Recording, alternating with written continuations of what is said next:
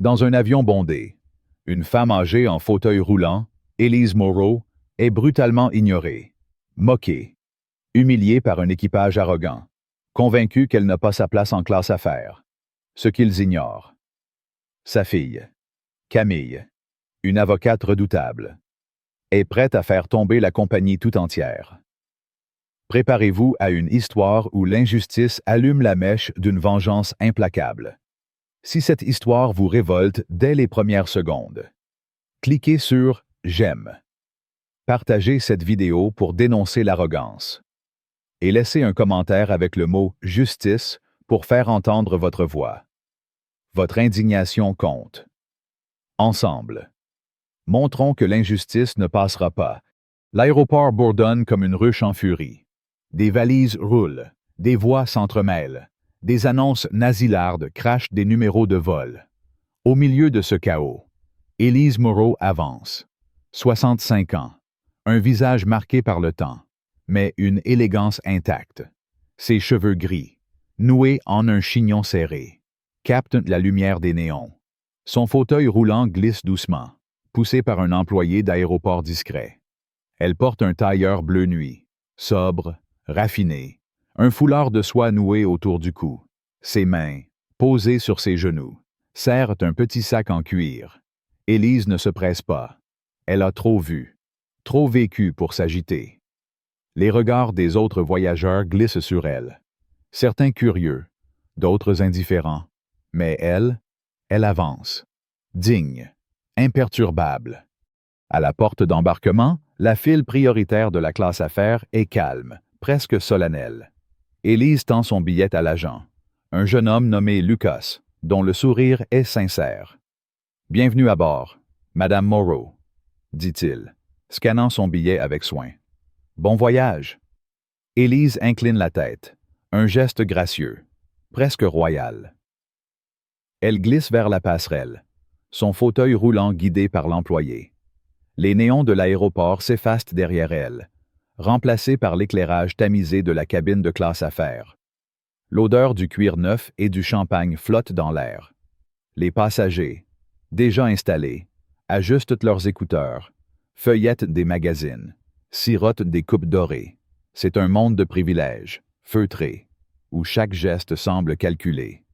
Elise s'arrête près du siège 2A. L'employé range son bagage à main dans le compartiment au-dessus, puis l'aide à s'installer. Ses mouvements sont lents, précis, mais elle n'a pas besoin d'aide pour garder sa dignité. Elle ajuste son foulard, pose son sac sur ses genoux. Tout est en ordre, ou presque. Une ombre se dresse soudain devant elle. « Madame ». La voix est froide, tranchante, comme un éclat de verre. Elise lève les yeux. Valérie Dupont, l'hôtesse en chef, se tient là, grande, imposante.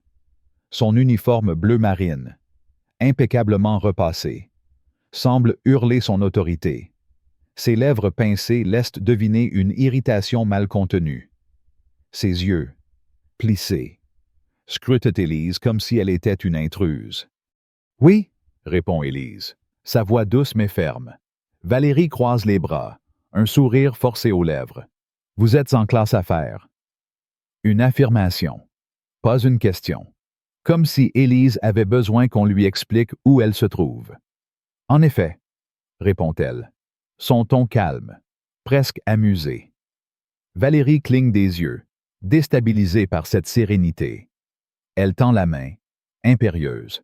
« Votre billet, s'il vous plaît. » Élise le lui remet sans un mot. Valérie l'examine, les sourcils froncés, comme si elle cherchait une erreur, un défaut, une excuse. Le nom correspond, le siège correspond. Tout est en ordre. Pourtant, son visage se durcit. Elle rend le billet, un rictus au coin des lèvres. « Simple vérification », marmonne-t-elle. Mais son ton trahit autre chose. Du mépris, du doute, comme si Élise, en fauteuil roulant, n'avait rien à faire ici. Élise ne répond pas. Elle ajuste son foulard, tourne les yeux vers le hublot. Dehors, les pistes s'étendent, baignées dans la lumière crue de l'aéroport. Elle connaît ce regard. Ce n'est pas la première fois qu'on la juge, qu'on suppose qu'elle ne mérite pas sa place. Elle a traversé des décennies de regards semblables, de murmures, de sous-entendus, mais elle reste impassible. Valérie, elle, ne s'arrête pas là. Quelques minutes plus tard, alors que les derniers passagers embarquent, elle réapparaît. Son sourire est plus tendu, presque menaçant. « Madame », dit-elle, sa voix plus forte, attirant l'attention des autres passagers. « Vous n'avez pas besoin d'aide pour vous installer, parce que, franchement, ce n'est pas très pratique ici. » Élise tourne lentement la tête. « Je suis installée, » répond-elle. Son regard perçant. Valérie hausse un sourcil, un rire sec lui échappant. « Vraiment? Parce que la classe affaires, ce n'est pas vraiment adapté pour... » Elle s'interrompt, mais le mot flotte, implicite. « Pour vous. » Le silence s'installe, lourd, électrique. Quelques passagers relèvent la tête, mal à l'aise. Un homme d'affaires, Julien, assis à quelques rangées, fronce les sourcils. Il sort discrètement son téléphone, commence à filmer.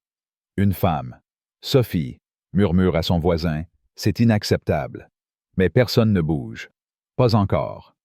Élise, elle, reste immobile, ses mains croisées sur son sac. « Mon billet indique 2A, » dit-elle. Sa voix toujours calme, mais avec une pointe d'acier. Valérie croise les bras, son sourire s'effaçant. « Je sais, mais ce siège est réservé à un certain type de passager. » Les mots tombent comme une gifle. Un murmure parcourt la cabine. Sophie se redresse, indignée, mais hésite. Julien continue de filmer, son visage crispé. Élise, elle, ne cille pas. « Et quel type de passager suis-je » demande-t-elle, sa voix douce, mais chaque syllabe comme une flèche. Valérie vacille. Surprise par cette résistance, elle s'attendait à de la soumission, à de la honte, mais Élise ne lui donne rien de tout cela. « Écoutez, » siffle Valérie, baissant la voix, mais assez fort pour que la cabine entende. « Si vous ne pouvez pas vous débrouiller seul, pourquoi voyager en classe affaires? Vous compliquez tout. » Le silence est assourdissant. Les passagers échangent des regards, choqués. Sophie serre les poings, murmure à nouveau, « C'est scandaleux. » Julien zoome sur Valérie, capturant chaque mot, chaque expression. Élise, toujours immobile, prend une profonde inspiration. Elle a passé sa vie à se battre pour sa dignité, pour ses droits. Elle ne va pas céder maintenant. « Je suis ici parce que j'ai payé pour ce siège, » dit-elle, sa voix claire, tranchante. « Et je n'ai pas besoin de votre aide. » Valérie blêmit. Elle n'est pas habituée à être défiée. Pas ici, dans son domaine, où elle règne en maître. Elle se redresse, son visage rouge de colère. « Très bien, » crache-t-elle. « Mais ne venez pas vous plaindre si on ne peut pas s'occuper de vous. » Elle tourne les talons, mais pas avant d'avoir renversé, comme par accident, un plateau de verre d'eau posé sur une tablette à côté. L'eau éclabousse le tailleur d'Élise, trempant le tissu, goûtant sur ses mains. Un hoquet collectif parcourt la cabine. Sophie bondit presque de son siège. « Vous l'avez fait exprès », s'écrie-t-elle. Mais Valérie l'ignore, un sourire narquois aux lèvres. « Oh, quel dommage », dit-elle, feignant la surprise. « Peut-être que l'économie serait plus adaptée. » Les passagers sont figés. Julien filme toujours, son souffle court. Sophie tape frénétiquement sur son téléphone. Postant un message sur les réseaux sociaux, une hôtesse vient d'humilier une femme en fauteuil roulant. C'est intolérable. Élise, elle, ne bronche pas. L'eau goutte sur son tailleur, mais elle reste droite, son regard fixé sur Valérie. Pas de larmes, pas de colère visible, juste une dignité écrasante. Elle sort son téléphone, tape un message rapide et le repose sur l'accoudoir. Ce geste, simple, presque anodin, est une bombe à retardement. Valérie, sentant une tension qu'elle ne comprend pas, ricane. « Vous appelez quelqu'un pour vous plaindre. Bonne chance. » Mais quelque chose dans le calme d'Élise la déstabilise. Pourquoi ne proteste-t-elle pas? Pourquoi ne s'effondre-t-elle pas? Une voix s'élève soudain, timide mais claire.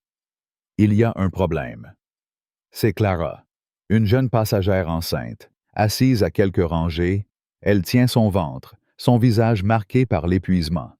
Valérie se tourne vivement, ses yeux lançant des éclairs. « Occupez-vous de vos affaires », aboie-t-elle. Clara rougit, baisse les yeux, mais son intervention a brisé le silence. Les murmures s'intensifient. Sophie chuchote à son voisin « Elle va trop loin ». Julien, toujours en train de filmer, murmure « Ça va devenir viral ». Mais Valérie, loin de reculer, double la mise. Elle s'approche de Clara, son ton venimeux. « Et vous, si vous ne pouvez pas rester calme, évitez de gêner les autres. » Clara, choquée, serre son sac contre elle, les larmes aux yeux. « Je ne fais rien de mal, » murmure-t-elle. Le scandale s'amplifie. Sophie se lève à moitié, indignée. « Vous n'avez pas honte, » lance-t-elle. Julien zoome sur Valérie, capturant son rictus. Les autres passagers murmurent, certains secouent de la tête, d'autres échangent des regards outrés, mais personne n'ose encore intervenir directement. Élise, toujours silencieuse, observe. Son calme est une arme, une force que Valérie ne comprend pas. Elle a envoyé son message. Elle sait que la tempête arrive. Et Valérie, avec chaque mot, chaque geste, creuse sa propre tombe. Un steward, Mark, entre en scène, grand, arrogant. Il soutient Valérie avec un sourire complice. « Laissez-la, Valérie, » dit-il, assez fort pour que tous entendent. « Elle ne vaut pas la peine. » Il jette un regard dédaigneux à Élise, puis à Clara. Certaines personnes ne savent pas rester à leur place. Les mots frappent comme des coups. Sophie bondit de son siège. « Vous êtes ignoble !» crie-t-elle. Sa voix tremblante de rage. Julien filme toujours, son téléphone capturant chaque seconde. Les réseaux sociaux s'enflamment déjà. Les hashtags #injustice dans les airs et #respect pour tous commencent à circuler. Mais Valérie et Marc, imperturbables, se contentent de ricaner. Ils pensent avoir gagné. Ils pensent qu'ils contrôlent la cabine, les passagers, la situation. Mais ils se trompent. Élise, toujours immobile, ses mains croisées sur son sac, c'est quelque chose qu'ils ignorent. Son message est parti. Camille, sa fille, a été alertée. Et Camille n'est pas une femme ordinaire. C'est une avocate, une lionne du barreau, connue pour faire plier les puissants. Dans l'ombre, elle prépare déjà sa réponse. Une tempête juridique, une vengeance froide, calculée, imparable. Valérie, Marc, la compagnie tout entière, ils ne savent pas encore ce qui les attend. Mais Élise, elle, le sait, et elle attend, son calme plus puissant que toutes les insultes de Valérie.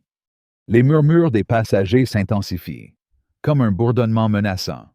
Sophie continue de taper sur son téléphone, ses posts gagnant des centaines de likes. Julien envoie sa vidéo à un ami, avec un message « Tu ne croiras jamais ce qui se passe ici ». Clara, les larmes aux yeux, berce son ventre, murmurant des excuses à son futur bébé. Élise, elle, reste un roc. Son tailleur est encore humide, mais elle ne s'en préoccupe pas. Elle n'a pas besoin de parler, pas besoin de crier. Elle a déjà gagné. Et Valérie, avec son arrogance, son mépris, son pouvoir illusoire, vient de commettre l'erreur de sa vie. La cabine est un volcan prêt à exploser. Chaque regard, chaque murmure alimente la tension. Valérie, sentant l'atmosphère changer, tente de reprendre le contrôle. Tout le monde se calme, lance-t-elle, sa voix autoritaire. On a un vol à gérer. Mais personne ne l'écoute. Les passagers, jusque-là silencieux, commencent à se rebeller. Sophie lève la voix. Vous ne gérez rien, vous humiliez des gens. Julien. toujours en train de filmer. Murmure. Ça va faire le tour du monde. Clara, malgré ses larmes, relève la tête, un éclat de défi dans les yeux. Et Élise, au centre de tout, reste immobile, son silence plus assourdissant que n'importe quel cri. Le capitaine, Paul Renaud, apparaît enfin, grand, imposant, son uniforme impeccable. Il a été alerté par un passager anonyme. « Que se passe-t-il ici » demande-t-il, sa voix grave, mesurée. Valérie se redresse, retrouvant un semblant de confiance. « Capitaine, cette passagère cause des problèmes, » dit-elle, pointant Élise. Elle refuse de coopérer. Paul hausse un sourcil, tourne les yeux vers Élise. « Madame, votre billet. » Élise le lui tend, toujours calme, toujours digne. Paul l'examine, puis le rend. « Tout est en ordre, » dit-il. Son ton sec. Valérie blêmit. « Mais, capitaine, elle... » Paul l'interrompt d'un geste. « Mademoiselle Dupont, je vous suggère de vérifier vos informations avant d'accuser. » Le silence est étouffant. Les passagers retiennent leur souffle. Julien filme toujours, un sourire narquois aux lèvres. Sophie tape un nouveau message. Le capitaine soutient la passagère Justice en vue. Clara, encouragée par l'intervention de Paul, murmure « Merci ». Valérie, sentant son autorité s'effriter, tente de protester. Capitaine, elle complique tout. Mais Paul ne l'écoute pas. Il se tourne vers Élise. « Madame, je m'excuse pour cet incident. Nous allons régler cela. » Élise incline la tête, un sourire léger aux lèvres.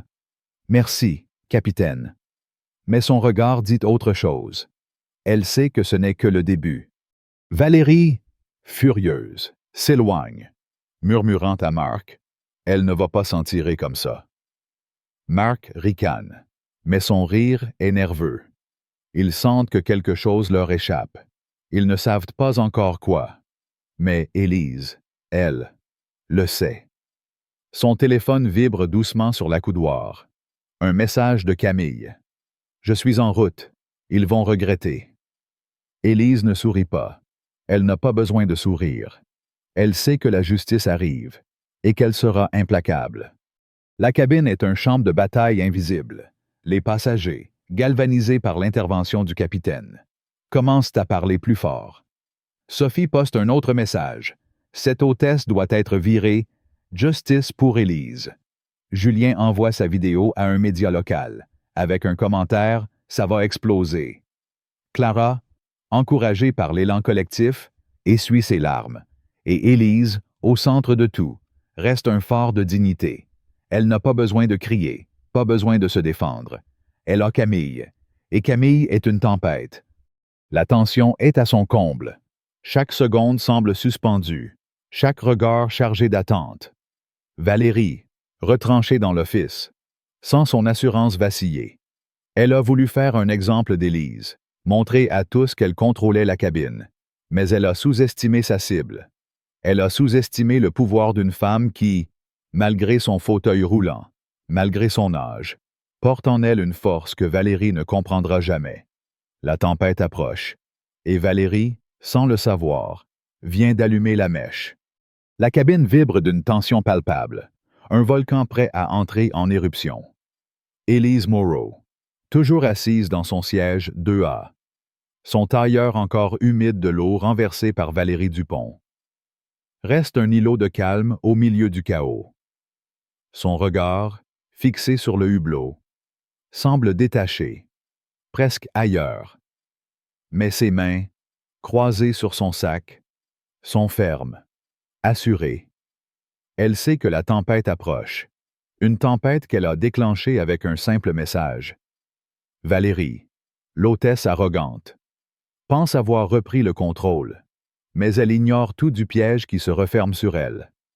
Sa fille, Camille, une avocate aussi brillante que redoutable, a été alertée, et dans l'ombre, une vengeance juridique se prépare, prête à frapper la compagnie comme un ouragan. L'indignation monte. Les murmures des passagers s'amplifient. et chaque seconde rapproche Valérie de sa chute. Préparez-vous à une montée en puissance où l'injustice est démasquée et la justice commence à montrer ses griffes. Les passagers, jusque-là figés par le choc, s'agitent maintenant comme une mer en furie. Sophie, la jeune femme indignée, tape frénétiquement sur son téléphone, ses doigts volant sur l'écran. Cette hôtesse est un monstre, poste-t-elle sur les réseaux sociaux, accompagnant son message de hashtags incendiaires, #InjusticeDinelySayers, #Respect, pour tous. Déjà, ces publications gagnent des centaines de likes, des partages, des commentaires outrés. Comment peut-on traiter une femme en fauteuil roulant comme ça? Écrit un internaute. Cette compagnie doit payer, ajoute un autre. Julien, l'homme d'affaires qui filme depuis le début, ne lâche pas son téléphone. Il zoome sur Valérie, qui s'est retranchée dans l'office à l'arrière de la cabine, son visage crispé par une colère mal contenue. Chaque rictus, chaque geste est capturé, gravé pour l'éternité. Ça va devenir viral, murmure-t-il à son voisin, un sourire satisfait aux lèvres. La cabine est un chaudron bouillonnant, chaque passager devenant témoin, juge, accusateur. Valérie, dans l'office, chuchote à Mark, le steward complice qui ricane à ses côtés. Elle croit qu'elle peut me défier, siffle-t-elle. Son ton venimeux, une vieille en fauteuil roulant. Elle n'a rien à faire ici. Mark hoche la tête, un éclat cruel dans les yeux. T'en fais pas, Valérie, elle va se calmer. Ou on la calmera. Leur arrogance est un poison, un venin qui se répand dans la cabine. Mais ils ne savent pas que chaque mot, chaque regard est entendu, vu, enregistré. Julien, toujours en train de filmer, capte leur échange à travers la cloison entr'ouverte de l'office. Il envoie la vidéo à un contact dans un média, avec un message. Ça va faire tomber des têtes. Sophie, de son côté, voit ses posts exploser sur les réseaux sociaux. Des milliers de vues en quelques minutes. Justice pour Élise devient un cri de ralliement. Un appel à l'action. Les passagers, galvanisés, commencent à parler plus fort, à partager leurs indignations. C'est honteux, murmure une femme âgée à son mari. Inacceptable, répond-il, serrant les poings. Mais Valérie ne s'arrête pas là. Comme un animal acculé, elle double la mise, incapable de voir qu'elle creuse sa propre tombe. Clara, la jeune passagère enceinte, est sa prochaine cible.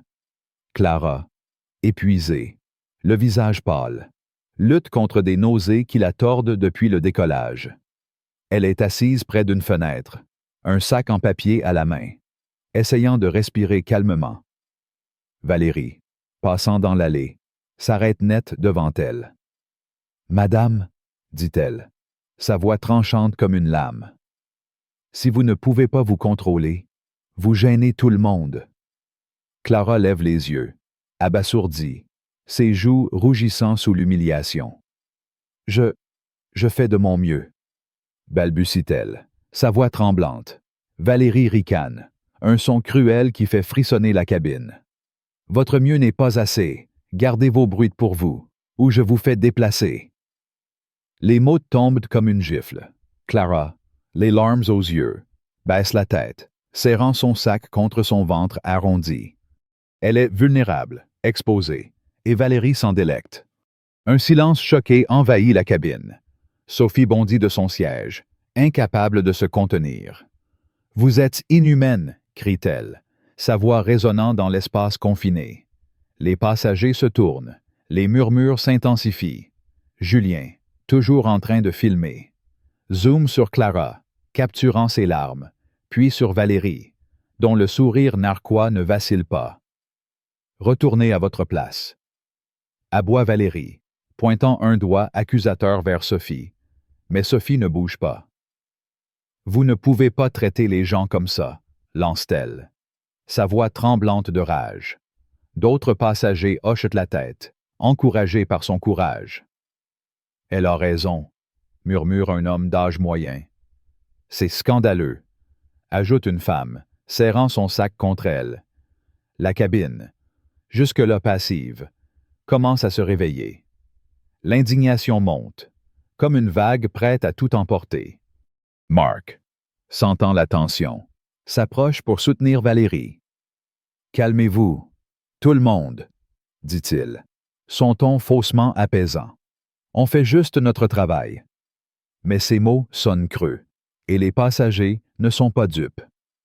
Sophie secoue la tête, tapant un nouveau message sur son téléphone. Maintenant, elle s'en prend à une femme enceinte. Cette hôtesse doit être arrêtée. La vidéo de Julien, envoyée à un média, commence à circuler sur des plateformes en ligne. Les commentaires explosent. C'est une honte. Cette compagnie est finie. L'atmosphère est électrique. Chaque regard, chaque chuchotement alimentant la révolte. Valérie, toujours dans l'office, sent que quelque chose lui échappe. Elle murmure à Mark. Ils vont se calmer. Ils se calment toujours. Mais son assurance vacille. Ses mains tremblent légèrement. Elle sait qu'elle est allée trop loin, mais elle refuse de l'admettre. Élise, au centre de cette tempête, reste immobile, son tailleur, encore humide, colle à sa peau, mais elle n'en montre rien. Son visage est un masque de sérénité, mais ses yeux brûlent d'une détermination froide. Elle n'a pas besoin de parler, pas besoin de crier. Son message à Camille a été envoyé, et elle sait que sa fille est déjà en action. Camille, l'avocate qui a fait plier des multinationales, qui a défendu des causes perdues et gagnées, ne laissera pas cet affront impuni. Élise le sait. Elle attend, patiente, comme un général avant de la bataille. Les passagers, eux, continuent de s'agiter. Sophie, encouragée par les réactions en ligne, lève la voix à nouveau. « Vous ne pouvez pas continuer comme ça », lance-t-elle à Valérie, qui émerge de l'office, le visage rouge de colère. « Vous voulez un problème », rétorque Valérie, s'avançant vers Sophie. « Parce que je peux vous en donner un. » L'atmosphère est à couper au couteau. Julien filme toujours, son téléphone capturant chaque seconde de ce drame. Clara, les larmes coulant sur ses joues, murmure des excuses, comme si elle était fautive. « Je ne voulais pas déranger, » dit-elle, sa voix brisée. Sophie, furieuse, se tourne vers elle. « Vous n'avez rien fait de mal. » C'est elle, le problème. Les autres passagers hochent la tête, certains commençant à murmurer des encouragements. « Vous avez raison, » dit un homme, serrant les poings. « Elle ne peut pas s'en tirer comme ça. » La cabine, autrefois silencieuse, est maintenant un cœur d'indignation. Valérie, acculée, sent son autorité s'effriter. Elle se tourne vers Mark, cherchant du soutien, mais même lui semble hésitant, ses yeux évitant les regards des passagers. C'est alors que le capitaine, Paul Renaud, réapparaît. Son visage est grave, ses yeux scrutant la cabine avec une autorité tranquille. « Que se passe-t-il ici ?» demande-t-il, sa voix résonnant comme un coup de tonnerre dans le silence tendu. Sophie, enhardie, prend la parole avant que Valérie ne puisse répondre. Cette hôtesse a humilié une femme en fauteuil roulant et maintenant une femme enceinte, lance-t-elle, pointant Valérie. Les passagers hochent la tête, leurs murmures s'amplifiant. Paul tourne les yeux vers Valérie, un sourcil levé.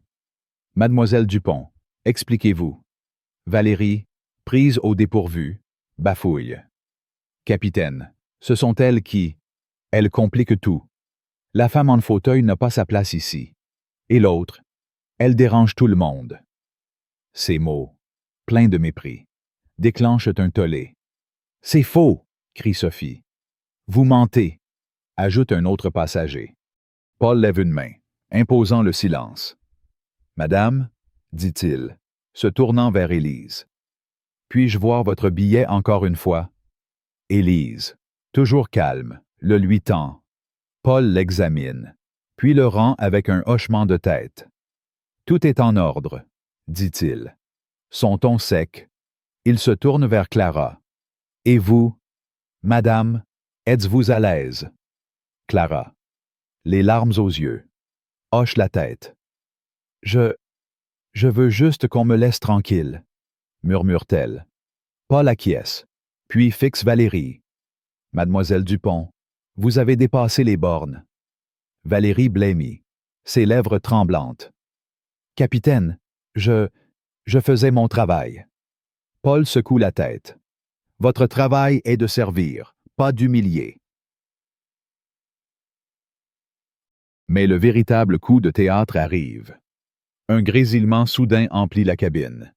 L'interphone s'active, et une voix féminine, froide, autoritaire, résonne. Ici Camille Moreau, capitaine Renaud. Je veux parler à l'hôtesse en chef immédiatement. Le silence est assourdissant.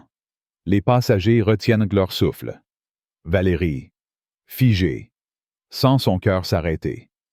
Camille Moreau. Ce nom ne lui dit rien, mais la puissance dans cette voix la terrifie. Paul, surpris, répond calmement. Madame Moreau, nous réglons la situation. Mais la voix de Camille coupe comme une lame. Non. Capitaine, vous ne réglez rien. Ma mère, Élise Moreau, a été humiliée, agressée verbalement, et je ne le tolérerai pas. Cette hôtesse va répondre de ses actes, et votre compagnie aussi. Un frisson parcourt la cabine. Les passagers échangent des regards, abasourdis. Sophie tape un nouveau message. La fille de la passagère est une avocate, ça va chauffer. Julien, son téléphone toujours en main, zoome sur Valérie, dont le visage est maintenant livide. Marc, à ses côtés, murmure « C'est qui, cette Camille ?» Valérie ne répond pas. Elle ne peut pas. Elle sent le sol se dérober sous ses pieds. Élise, toujours immobile, tourne légèrement la tête vers l'interphone, un éclat de satisfaction dans les yeux. Elle n'a pas besoin de parler. Camille parle pour elle. Et Camille est une tempête.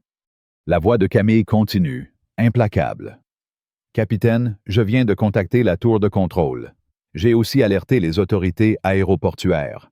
Cette hôtesse, Valérie Dupont, a violé les droits de ma mère, une ancienne diplomate qui a défendu les droits des personnes handicapées à l'international. Vous pensez que ça va rester sans suite?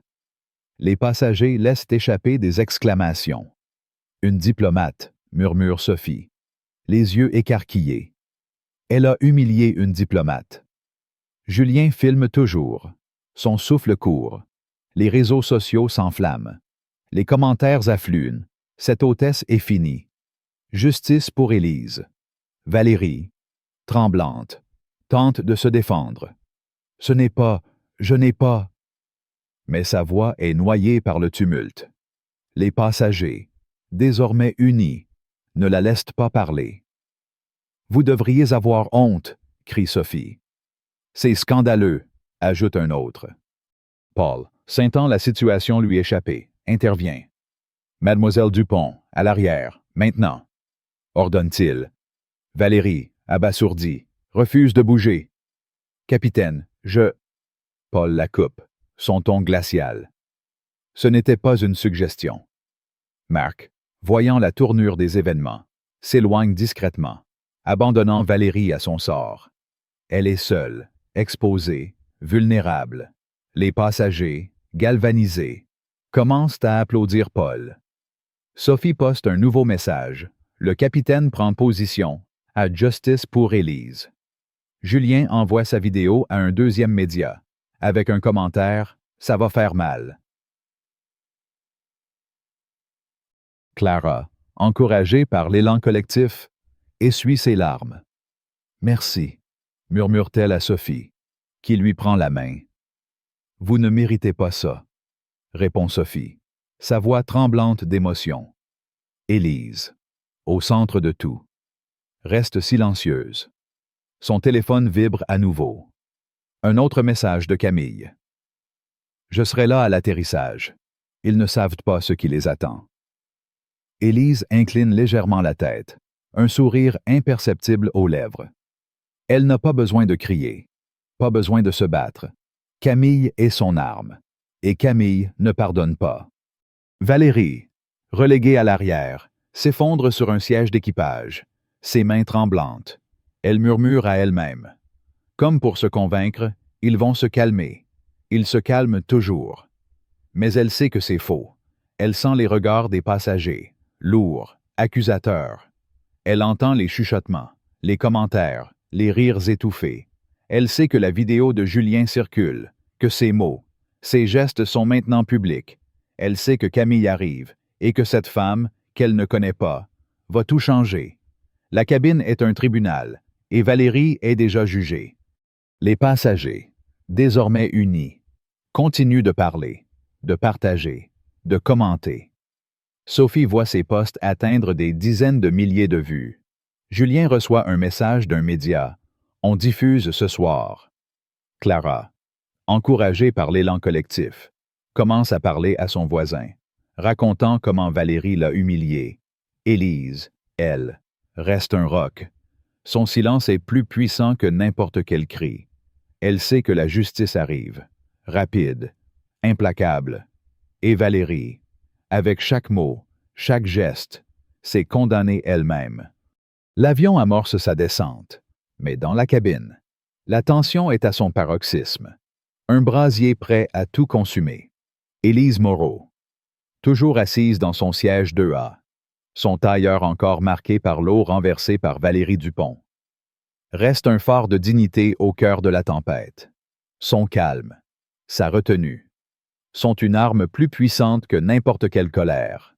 Valérie, reléguée à l'arrière, s'effondre dans un siège d'équipage, son arrogance brisée, son visage blême, ses mains tremblantes. Elle sait que quelque chose d'énorme approche, quelque chose qu'elle ne peut arrêter. Camille Moreau, la fille d'Élise, une avocate aussi brillante qu'implacable, attend sur le tarmac, flanquée d'une équipe juridique et d'une horde de journalistes, prête à orchestrer la chute définitive de Valérie et de la compagnie. Les passagers, unis dans leur indignation, murmurent, filment, partagent, tandis que les réseaux sociaux s'enflamment, transformant cette injustice en scandale mondial. Préparez-vous à une conclusion où la justice frappe comme un éclair, où l'arrogance est pulvérisée et où la dignité triomphe. L'atterrissage est doux, presque trop calme pour la tempête qui bouillonne à bord. Les ceintures se détachent, mais personne ne bouge. Les passagers, leur sac à la main, restent assis, les yeux rivés sur l'avant de l'avion. Ils savent que quelque chose va se passer. Ils le sentent. Sophie, la passagère indignée, tape frénétiquement sur son téléphone, ses posts atteignant maintenant des centaines de milliers de vues. Justice pour Élise est en train d'exploser, murmure-t-elle à son voisin. Un sourire de triomphe aux lèvres. Julien, l'homme d'affaires qui a tout filmé, tient son téléphone comme une arme, prêt à capturer chaque seconde de ce qui promet d'être historique. Clara, la jeune femme enceinte, berce son ventre, ses larmes séchées, un éclat de défi dans les yeux. Élise, elle, range ses affaires avec une lenteur calculée, presque théâtrale. Son foulard de soie glisse sur ses épaules, son visage impassible. Elle n'a pas besoin de parler. Elle sait que Camille est là, dehors, et que la justice arrive. Valérie, à l'arrière, est un spectre d'elle-même. Son uniforme, autrefois symbole de son autorité, semble maintenant l'étouffer.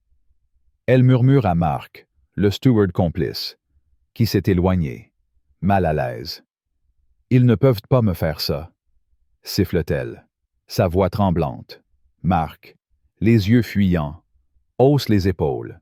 « Tu es allé trop loin, Valérie. » Elle le fusille du regard, mais il détourne la tête, abandonnant son allié.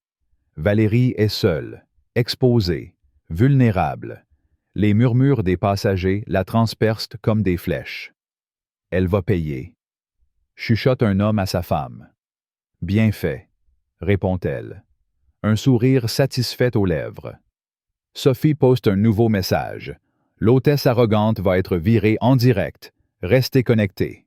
Julien, son téléphone toujours en main, commence à diffuser en direct, son flux attirant des milliers de spectateurs en temps réel. Les commentaires affluent, justice. Elle mérite pire. Le capitaine, Paul Renaud, émerge du cockpit, son visage grave. Il s'adresse à la cabine par l'interphone.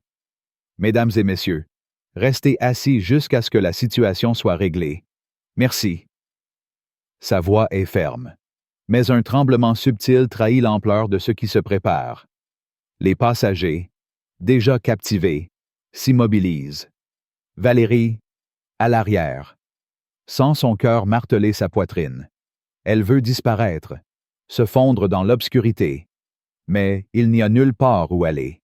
Elle se lève, ses jambes faibles, et avance lentement vers l'avant, chaque pas comme une marche vers l'échafaud. Les regards des passagers la brûlent, certains pleins de mépris, d'autres de curiosité malsaine. Sophie lève les yeux, un rictus de dégoût sur le visage.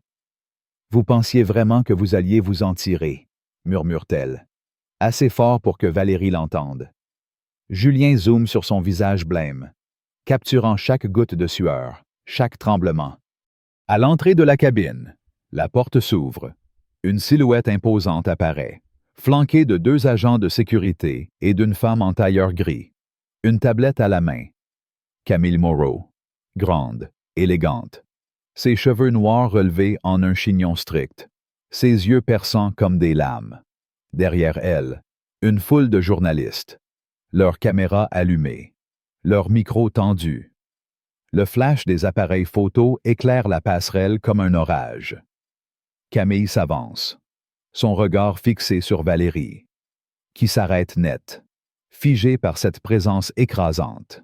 « Mademoiselle Dupont », dit Camille, sa voix froide, tranchante, résonnant dans la cabine. « Je présume que vous savez pourquoi je suis ici. » Les passagers retiennent leur souffle. Julien filme en direct, son flux dépassant maintenant les 100 000 spectateurs. Sophie tape un commentaire, la justice arrive, justice pour Élise. Valérie déglutit, sa gorge sèche. Elle tente de redresser les épaules, de retrouver un semblant de dignité. « Madame, c'était un malentendu, » balbutie-t-elle, sa voix tremblante. Camille incline la tête, un sourire glacial aux lèvres. « Un malentendu, » répète-t-elle, son ton chargé d'ironie. « Vous avez humilié ma mère. Une femme en fauteuil roulant, vous lui avez jeté de l'eau dessus. Vous avez menacé une femme enceinte. Et vous appelez ça un malentendu. » Les passagers laissent échapper des exclamations. Sophie crie « C'est une honte !» Clara, encouragée, serre les poings, son regard brûlant de ressentiment. Julien zoome sur Camille, capturant chaque mot, chaque geste. Les réseaux sociaux explosent. Les commentaires affluent, détruisez-la. Justice pour Élise. Camille fait un pas vers Valérie, sa présence réduisant l'hôtesse à une ombre. « Mais ce n'est pas tout, n'est-ce pas ?» dit-elle, sa voix basse, presque menaçante. Valérie fronce les sourcils, confuse. « Madame. » Camille plisse les yeux, une lueur de colère traversant son regard. « Il y a 3 ans, sur un autre vol, vous avez humilié une adolescente autiste, Sophie Lemaire, en l'accusant de voler une couverture en classe affaires. Vous l'avez forcée à s'excuser devant toute la cabine. Elle avait 14 ans. » Un silence étouffant s'abat sur la cabine. Les passagers échangent des regards choqués. Sophie, la passagère indignée, se redresse, les yeux écarquillés. « C'est vrai, » lance-t-elle, sa voix tremblante de rage. « Vous avez fait ça à une enfant. » Julien zoome sur Valérie, dont le visage est maintenant livide, ses lèvres tremblantes. Les commentaires en direct explosent, un monstre. Elle est finie. Valérie vacille, ses souvenirs flous. Elle se rappelle vaguement une adolescente, une broutille qu'elle avait oubliée sitôt le vol terminé. Mais maintenant, cette broutille revient comme un boomerang, amplifiant sa faute. « Je ne me souviens pas, » murmure-t-elle, sa voix à peine audible. Camille laisse échapper un rire sec, dépourvu d'humour. « Bien sûr que non, parce que pour vous, ce n'était rien. Mais pour cette adolescente, C'était une humiliation qu'elle n'a jamais oubliée. Et pour moi, c'est une raison de plus de m'assurer que vous ne travailliez plus jamais dans cette industrie. Les passagers murmurent, leur voix formant un chœur d'indignation. Sophie tape un nouveau commentaire. Elle a aussi humilié une adolescente autiste. Cette femme est un danger. Julien. Son flux atteignant maintenant des millions de vues. Murmure. C'est la fin pour elle. La femme en tailleur gris, Claire Bisset, superviseuse des opérations de vol, s'avance, sa tablette à la main. « Mademoiselle Dupont, » dit-elle, sa voix aussi tranchante qu'une lame. « À compter de cet instant, votre contrat est résilié. Vous êtes licencié pour violation grave du code de conduite, incluant des violences verbales, des actes de discrimination et un comportement inacceptable envers les passagers. » Valérie sent ses jambes fléchir. « Non, attendez, » implore-t-elle, sa voix brisée. « Je peux m'excuser, je peux. » Camille l'interrompt, son ton glacial. « Vous avez eu votre chance. Mademoiselle Dupont. La chance de traiter ma mère avec respect. La chance de ne pas menacer une femme enceinte. La chance de ne pas humilier une adolescente. Vous avez choisi de ne pas la saisir. » Camille fait un signe aux agents de sécurité. « Escortez-la hors de l'avion. » Les deux agents s'avancent, l'un posant une main ferme sur le bras de Valérie. Elle recule, paniquée. « Non, s'il vous plaît, » crie-t-elle, sa voix brisée. Mais les passagers n'ont plus de patience. Sophie se lève, pointant un doigt accusateur. « Vous méritez tout ce qui vous arrive, » lance-t-elle. Clara, jusque-là silencieuse, murmure. « Vous m'avez fait peur devant mon bébé. Je ne vous pardonnerai jamais. » Julien continue de filmer, son flux en direct inondé de commentaires « Justice. » Bien fait. Même Paul, le capitaine, détourne les yeux, refusant de croiser le regard de Valérie. Elle est seule, abandonnée par tous. Alors qu'elle passe devant le siège d'Élise, une voix douce mais implacable l'arrête. « Mademoiselle Dupont. » Valérie se fige, son cœur battant à tout rompre. Élise, toujours assise, la regarde enfin, ses yeux perçants empreints d'une autorité tranquille. « J'espère que vous vous souviendrez de ce moment, » dit-elle, sa voix calme mais lourde de sens, « et que vous apprendrez ce que signifie respecter ceux que vous jugez indignes. » Les mots frappent Valérie comme une gifle, plus douloureuse encore que tout ce qu'elle a infligé. Elle ouvre la bouche, mais aucun son n'en sort. Élise se détourne, reprenant son rangement, comme si Valérie n'existait plus. Les agents la poussent doucement mais fermement vers la passerelle. Les murmures des passagers s'amplifient, certains riant, d'autres exprimant leur satisfaction. « Bien fait, » murmure Sophie. « Elle l'a cherché, » ajoute un autre. Sur la passerelle, Claire Bisset attend, un dossier à la main. « Vous serez conduite au bureau administratif pour finaliser votre licenciement, » dit-elle, sans une once de compassion. « Ensuite, vous remettrez votre uniforme et votre badge. Une note sera ajoutée à votre dossier professionnel, vous rendant inemployable dans l'industrie. » Valérie sent son estomac se nouer. Inemployable. Le mot résonne comme une sentence. Sa carrière, tout ce pourquoi elle a travaillé, s'effondre en un instant. Elle veut protester. Mais Claire tourne les talons, laissant les agents la guider vers l'aéroport. Le trajet à travers le terminal est un cauchemar. Les passagers du vol, dispersés, la reconnaissent et chuchotent. Certains prennent des photos, d'autres secouent de la tête.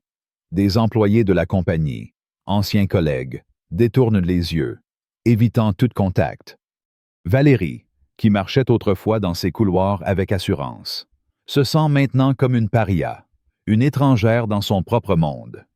Au bureau administratif, un jeune superviseur, Étienne Lemoine, l'accueille avec une neutralité froide. « Mademoiselle Dupont, signez ceci, » dit-il, poussant un document vers elle. C'est sa lettre de licenciement, détaillant ses fautes discrimination, comportement abusif, violation des politiques de la compagnie. Valérie signe, ses mains tremblantes. Chaque mot comme un coup de poignard. Étienne désigne une porte. Vous pouvez vous changer ici. Remettez votre uniforme et votre badge. Valérie entre dans la petite salle. Verrouille la porte. Et pour la première fois, les larmes coulent. Elle retire son uniforme, pièce par pièce. Chaque geste, un adieu à son identité. Lorsqu'elle ressort, vêtue de vêtements civils, elle n'est plus Valérie Dupont, l'hôtesse en chef. Elle est juste Valérie, une femme brisée, sans avenir.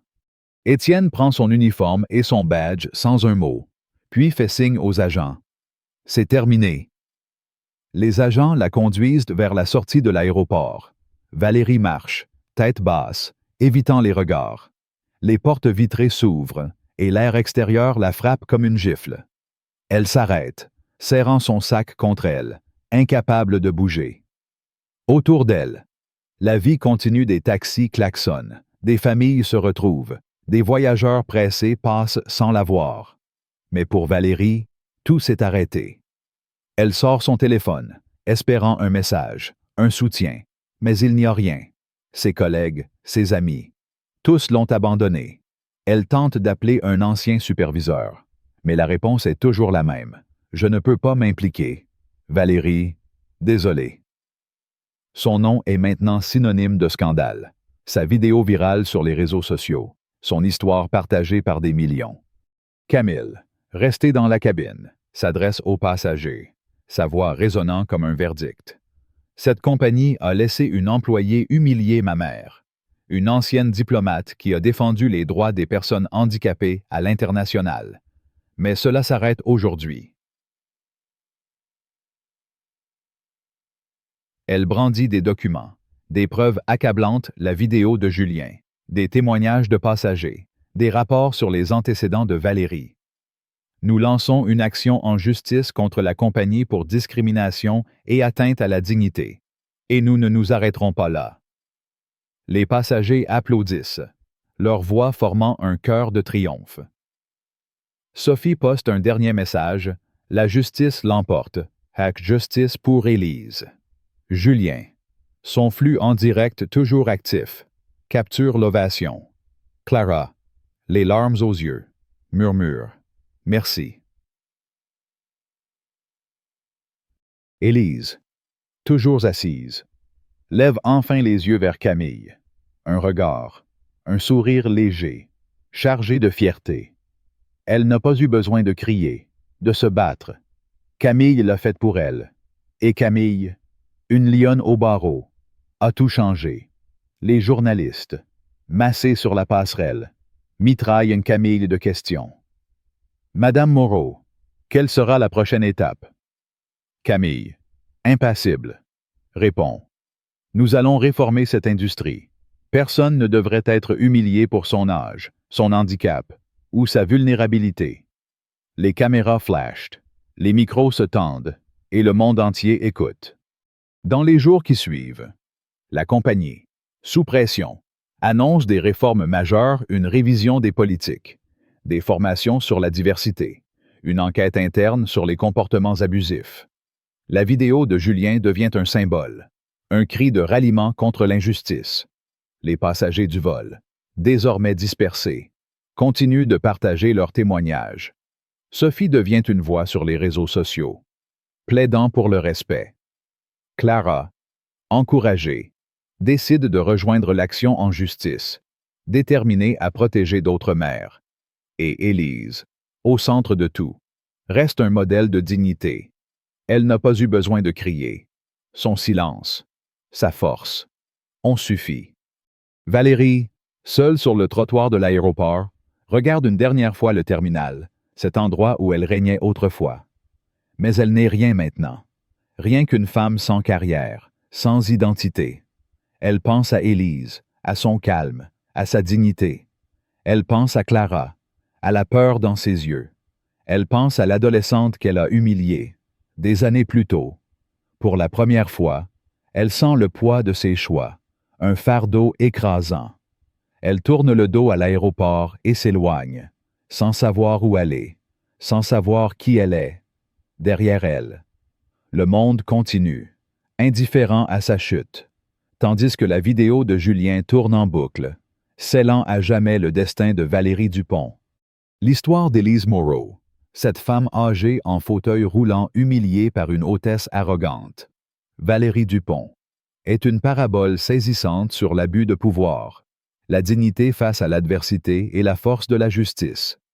Dans le contexte de la culture française, où l'élégance, le respect et la solidarité sont des valeurs cardinales, ce récit résonne comme un avertissement contre l'arrogance et un appel à incarner des principes d'humanité.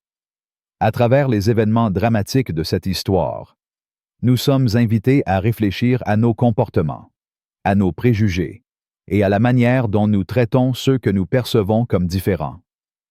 Voici mes impressions sur ce drame, les leçons qu'il nous enseigne et comment nous pouvons les appliquer dans notre vie quotidienne, suivi d'un appel à l'action pour partager cette réflexion. D'abord, l'histoire d'Élise est un miroir tendu à notre société, révélant la laideur de l'arrogance et du mépris. Valérie, forte de son autorité d'hôtesse en chef, incarne une forme de pouvoir mal utilisé, un pouvoir qui juge, humilie et exclut. En France, où la politesse et l'égalité sont des piliers culturels, son comportement choque profondément.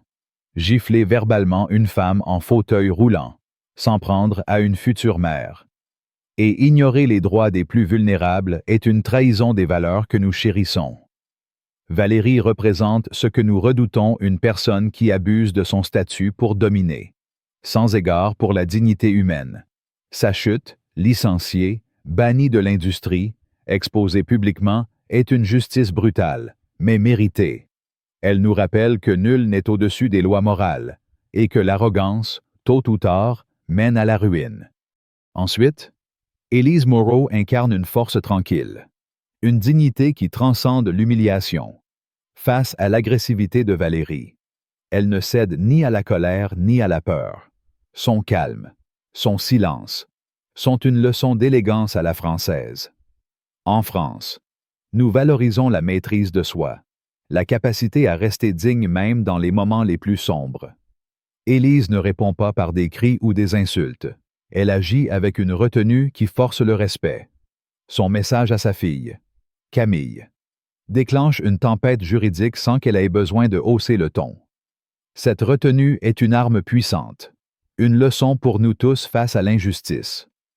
La force véritable réside dans la confiance en la vérité et la patience d'attendre que justice soit rendue. Un autre aspect marquant est le rôle des passagers, d'abord passifs, puis galvanisés par l'injustice. Sophie, Julien et même Clara, la femme enceinte, représentent une communauté qui, face à l'indignation, trouve le courage d'agir. En France, où la solidarité est une valeur proclamée, leur hésitation initiale nous interpelle. Combien de fois avons-nous détourné le regard face à une injustice, par peur ou par confort? L'élan collectif des passagers, amplifié par les réseaux sociaux, montre que l'action, même modeste, peut changer la donne. La vidéo de Julien, les posts de Sophie, deviennent des armes contre l'arrogance de Valérie. Cela nous rappelle l'importance de l'engagement civique, même dans des situations inconfortables. En tant que Français, nous sommes appelés à défendre les plus faibles, à ne pas rester spectateurs face à l'injustice. Les leçons de cette histoire sont profondes et pratiques. Premièrement, nous devons examiner nos préjugés. Valérie a jugé Élise sur son apparence, supposant qu'une femme en fauteuil roulant n'avait pas sa place en classe affaires. Ce réflexe, malheureusement courant, nous pousse à réfléchir à nos propres jugements hâtifs. En France, où la diversité est une réalité croissante, il est crucial de traiter chacun avec respect, peu importe son âge, son handicap ou son statut. Deuxièmement, nous devons utiliser notre pouvoir, qu'il soit professionnel, social ou autre, avec responsabilité. Valérie a cru que son autorité la rendait intouchable, mais son abus l'a détruite. Cette leçon s'applique à tous au travail, dans la rue, en famille. Le pouvoir doit servir, non dominer. Enfin, nous devons cultiver la dignité et le courage, à l'image d'Élise et de Camille. Élise, par son calme, et Camille, par son action, montre que la justice triomphe quand on agit avec intégrité. Dans la vie quotidienne, ces leçons se traduisent par des gestes concrets. Au travail, traitons nos collègues et clients avec équité, sans laisser notre position nous aveugler. Dans les espaces publics, intervenons face à une injustice, un mot de soutien, un signalement aux autorités, un geste de solidarité. À la maison, enseignons à nos enfants l'empathie et le respect, pour qu'ils grandissent en citoyens conscients. En France, où l'élégance et la mesure sont des valeurs fondamentales. Cette histoire nous appelle à incarner ces principes, à être des acteurs de justice dans un monde souvent tenté par l'indifférence. Cette histoire n'est pas qu'un drame isolé, c'est un appel à l'action, un défi à être meilleur. Elle nous montre que l'injustice, lorsqu'elle est dénoncée, peut être vaincue et que la dignité, même face à l'humiliation, reste une force invincible. Appliquons ces leçons dans nos vies, dans nos interactions, dans nos choix. Soyons comme Élise, inébranlables dans notre dignité. Soyons comme Camille, implacables dans notre quête de justice. Si cette histoire vous a révolté, si elle vous a inspiré, alors agissons ensemble. Cliquez sur « J'aime » pour montrer votre soutien à la justice. Partagez cette vidéo pour sensibiliser vos proches à l'importance du respect et de la dignité. Abonnez-vous à la chaîne pour ne pas manquer d'autres récits qui nous poussent à réfléchir et à grandir. Et surtout, laissez un commentaire ci-dessous avec le mot « justice » pour rejoindre le mouvement. Dites-nous, auriez-vous défendu Élise? Votre voix compte, alors faites-la entendre.